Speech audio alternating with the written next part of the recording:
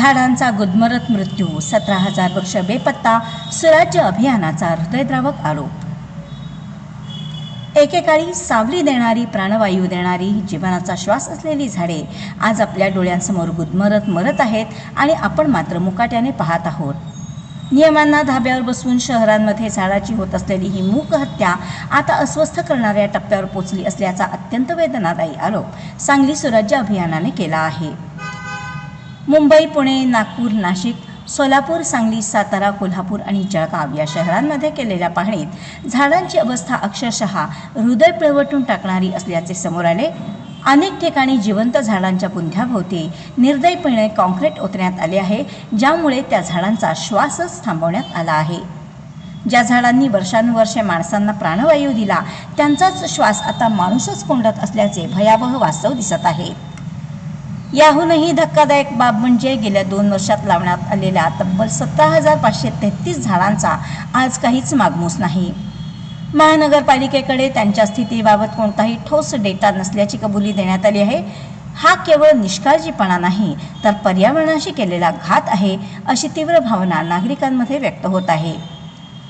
जागतिक वसुंधरा दिनानिमित्त आयोजित पत्रकार परिषदेत स्वराज्य अभियानाचे समन्वयक राहुल कदम यांनी भावनिक शब्दात प्रशासनाला जाब विचारला। झाडे जगण्यासाठी झगडत आहेत, पण त्यांना वाचवणारे कुठे आहेत, असा सवाल उपस्थित करत त्यांनी नॅशनल ग्रीन ट्रिब्युनलच्या आदेशांचे उघड उल्लंघन होत असतानाही दोषींवर NGT ॲक्ट 2010च्या कलम 25 अंतर्गत कारवाई का होत नाही, असा संतप्त प्रश्न उपस्थित केला। यावेळी हिंदू जनजागृती समितीचे संतोष देसाई उपस्थित होते।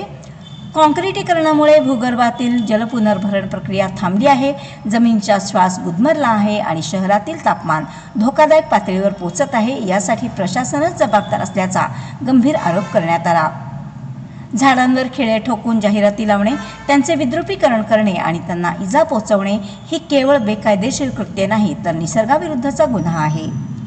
महाराष्ट्र झाडांचे संरक्षण आणि जतन अधिनियम 1975 अस्तित्वात असतानाही त्याची उघडपणे पायमल्ली होत असल्याने संताप व्यक्त होत आहे। ही झाडे फक्त लाकूड नाहीत, ती आपल्या पुढच्या पिढ्यांचा श्वास आहेत, अशी आर्त हाक देत संबंधित कंत्राटदार आणि जबाबदार अधिकाऱ्यांची नावे जाहीर करून त्यांच्यावर कठोर कारवाई करावी, अशी ठाम मागणी स्वराज्य अभियानाने केली आहे। आज जर आपण जागे झालो नाही, तर उद्या सावली शोधण्यासाठीही झाडे उरणार नाहीत आणि तेव्हा पश्चातापाशिवाय आपल्या हाती काहीच उरणार नाही। आज वसुंधरा दिवस म्हणजे जागतिक अर्थ डे असं म्हटलं जातं। दुसरीकडे आपण शाळेमध्ये सुद्धा एक नारा लावतो, झाडे लावा आणि झाडे जगवा। झाडे मात्र लावली जातात, पण खरंच ती जगवली जातात का, हा एक प्रश्न आहे। त्याचं उदाहरण म्हणजे काय, तर बऱ्याच ठिकाणी झाडाच्या बुंद्याला कॉन्क्रिटीकरण केलेलं आहे, त्याचबरोबर काही ठिकाणी डांबरीकरण केलेलं आहे। म्हणजे थोडक्यात काय की एक प्रकारे त्या झाडांना जगवण्याच्या ते आम्ही मारण्याकडेच जास्त कल जातो असं लक्षात येते।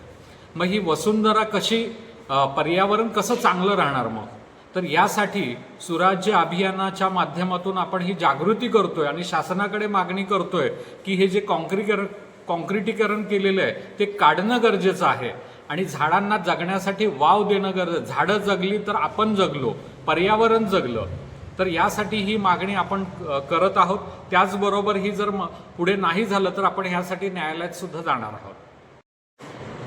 जागतिक वसुंधरा दिनानिमित्त आज स्वराज्य अभियानच्या वतीनं आपण पत्रकार परिषद घेतो आहे। वृक्ष हे पर्यावरणाचं रक्षण करत असतात। आज वसुंधरेचं रक्षण करणाऱ्या या वृक्षांचा गळा घोटण्याचं काम होत आहे। झाडाभोवती कॉन्क्रिटीकरण करणं, झाडाच्या बुंद्याभोवती डांबरीकरण करणं, यामुळे एक प्रकारे ज्या पद्धतीनं माणसाचा गळा घोटल्यानंतर माणसाची अवस्था होते, त्याच पद्धतीनं या झाडांची आज अवस्था होत आहे। या झाडांचं रक्षण करण्यासाठी त्याचं डिकॉन्क्रिटीकरण करणं आवश्यक आहे। नॅशनल ग्रीन ट्रिब्युनलनं पॅन इंडिया आदेश देऊन झाडांच्या भोवती केलेलं कॉन्क्रिटीकरण काढून टाकण्यात यावं असा आदेश दिला आहे, पण या आदेशाचं पालन होताना दिसत नाही। आज स्वराज्य अभियानच्या वतीनं आपण मागणी करतोय की येत्या 7 दिवसांच्या आत सर्व झाडांच्या भोवतीचं कॉन्क्रिटीकरण, डांबरीकरण काढून टाकण्यात यावं। न्यायालयाच्या आदेशानुसार 1 मीटर त्रिज्येपर्यंत झाडाच्या भोवतीची बुंद्याभोवतीची जागा ही खुली असली पाहिजे, त्या आदेशाचं पालन करण्यात यावं. याविषयी 7 दिवसाच्या आत जर कारवाई झाली नाही तर 7 दिवसानंतर स्वराज्य अभियानच्या वतीनं न्यायालयामध्ये अवमान याचिका दाखल करण्यात येणार आहे.